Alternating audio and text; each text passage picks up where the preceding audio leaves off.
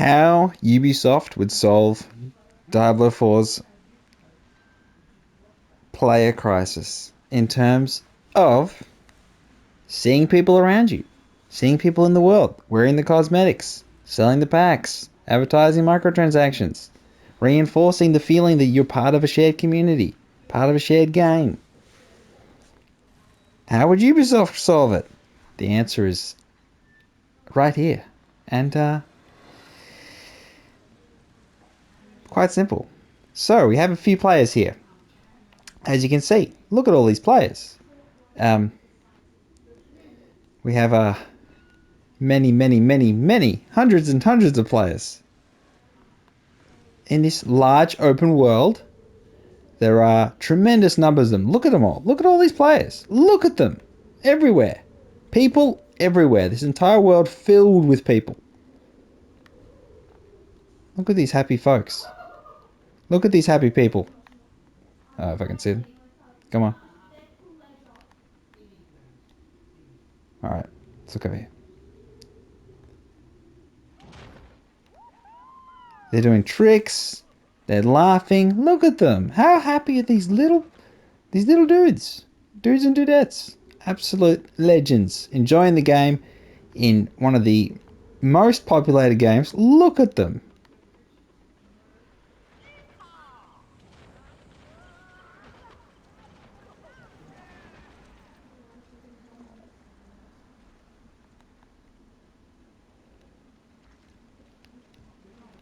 Look at that. He just jumped off.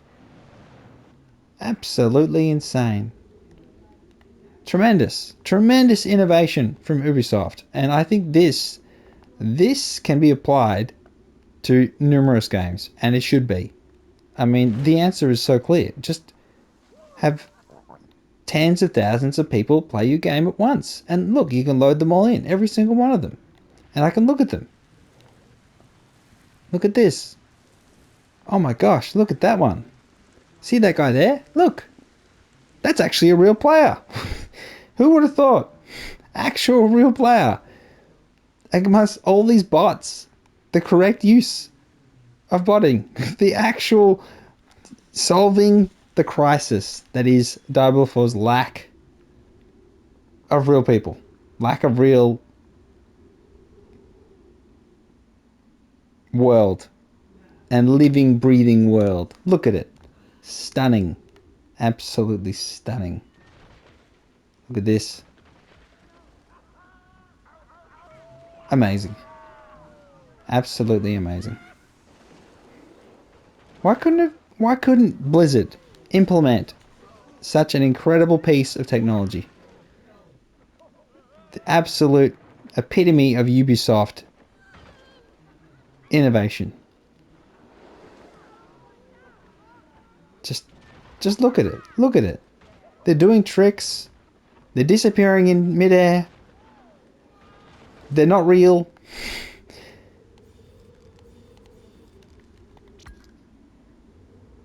How can it be that they cannot implement such well done bots to breathe life into Diablo 4?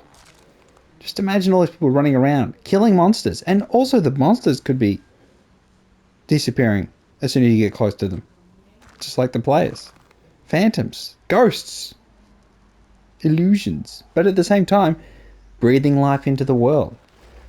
Making a game that is seeing record high player numbers in Riders Republic feel alive, even today. Truly, a feat unparalleled.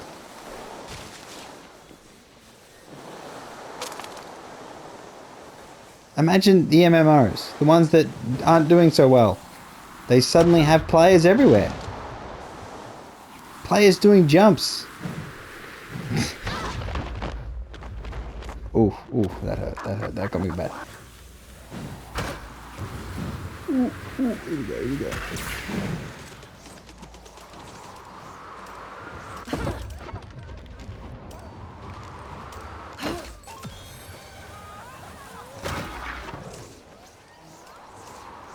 Ooh, breathing life. Yeah, we'll go with this one. Breathing life into the world. Now, apart from the joke I'm trying to make, I'll get to the real point. The real point is that I do think there is some sort of way in which you can use these bots, which they're fulfilling a role, making the world constantly feel as though there's players around. Even though they're not real, it does feel like there's something going on. That they're trying. They're trying at least. Could they apply this into a Diablo? Possibly. Do they have the skills to do it? Probably not. But you could have, again, they load stashes of players that don't even exist.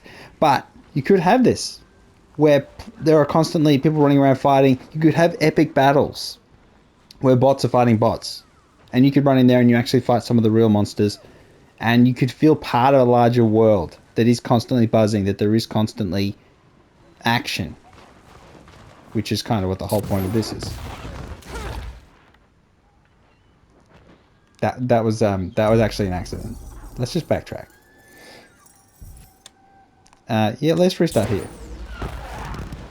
See? What I see here is potential. And perhaps MMOs could use this in a way that isn't for the detriment of the game. It isn't on the side of the exploitation, but on the side of the pretending that the world is actually full of people that are doing stuff. Now, of course, not every situation is the same. It's a bit harder to implement in certain circumstances, but I think there is value in exploring the idea that the Riders Republic game offers, which is you can fill an entire world with pretend beings. That you could add so much more to a world that is mostly desolate and alone, and there's maybe about 30 people on the server. Maybe 20, if I'm lucky. But you add more by trying, as opposed to giving up. Now, if these bots actually could do something more meaningful, sure, that'd be a next step. But I think that this is something that should be considered. This is something that should be looked at and go, how do we apply this in more games? Because it just... I think there's a couple that... If they didn't despawn, a Grand Theft Auto 6 could use this in a way that's tremendous. You could have people that do have lives and they do go back to their houses and things, but you could also just have them randomly doing things, trying to do something, achieve something in the world, to breathe life to the world. Does it save it from complete and utter player bankruptcy? Probably not, but it does create something. It does make this festival atmosphere that Riders Republic is all about, which is interesting. So some racing games do have a similar sort of thing where you race against bots. There's a lot less, but just the sheer number. It's just awe-inspiring from Ubisoft, which is not really something that you could say that often. And it's something that I feel as though, as a gaming concept, will die unless someone can also see the potential, which is why I made this video. There is massive potential here. It's kind of being misused a little bit, but there could be so much value added to many games. MMOs actually having characters that run around and do things that actually have some sort of significance. Even if it's just, say, manipulation in terms of zones, and you have like management of the zone, and you actually tell people to go hunt and fish and things, and they're not real people, they're just bots. There is an application there. Having said that, you're just having basically slaves.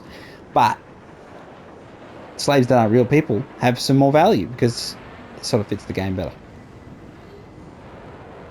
So tell me what you think. Do you think the Riders Republic application of mass bots to populate their world actually could translate to some games, say single player games, having more interesting worlds and more interesting NPCs that actually do things and run around and have something going on? Say like a Final Fantasy 16 actually having NPCs that move and, you know, move with some urgency and do something. Diablo 4 having people that actually move around the world, having caravans that move around the open world, and some sort of feeling of actual economy. actual movement of people running away from the place that's being attacked by demons, fleeing from area to area, just NPCs traversing the world, something that even Fallout 4 had. And Fallout 3, when you had the traders, the Fallout 4, especially when you linked up your settlements, you could actually have the people go from A to B to C and actually go around these paths. There's so much more applications of... It's not even AI at this point, it's just basic computing, NPC behavior that can add so much value.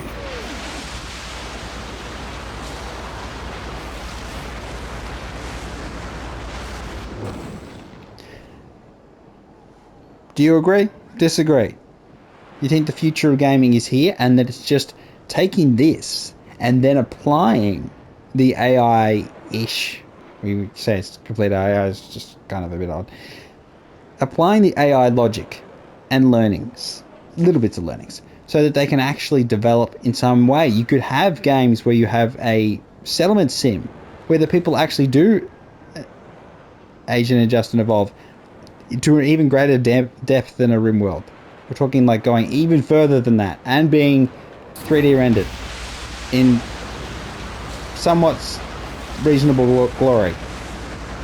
And could you translate that to, in Default's case, of course, you'd have microtransactions because you have the NPCs wearing cool skins, which, again, the skins in that Default are trash, but you could just steal the PoE skins.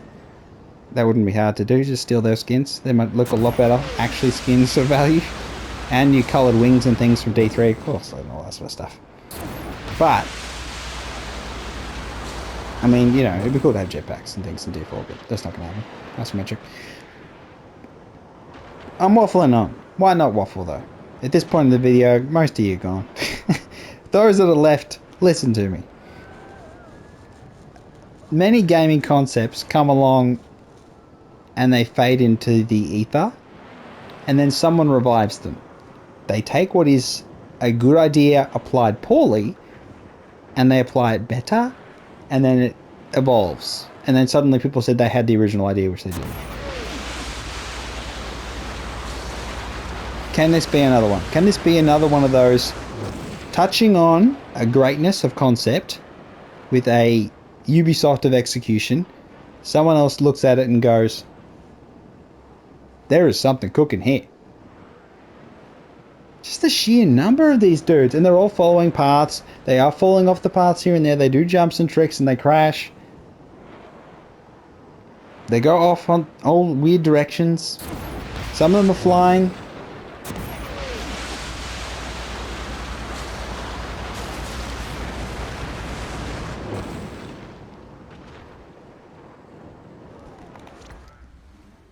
And there's just so many of them. Look at them.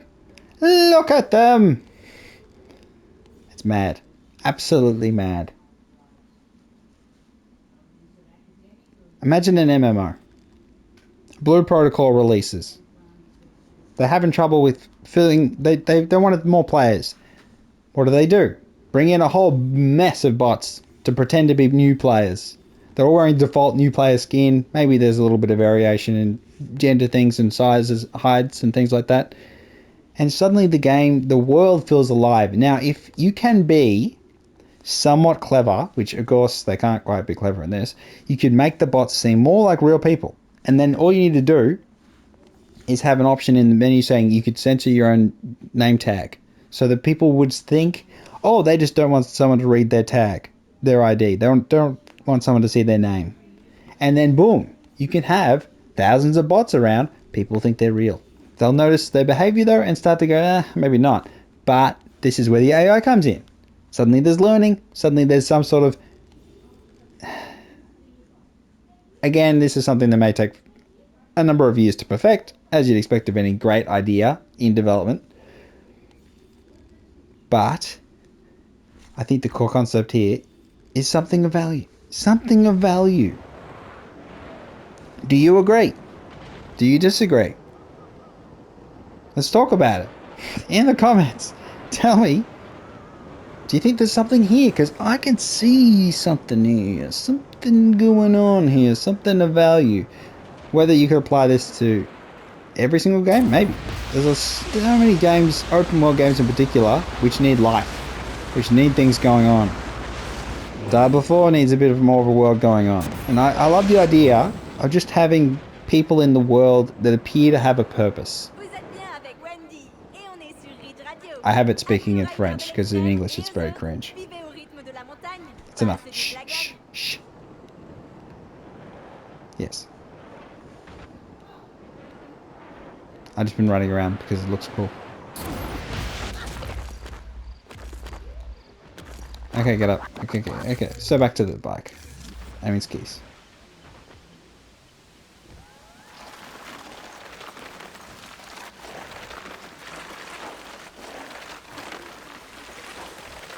Look at that. Look at that! Nailed the trick. Amazing.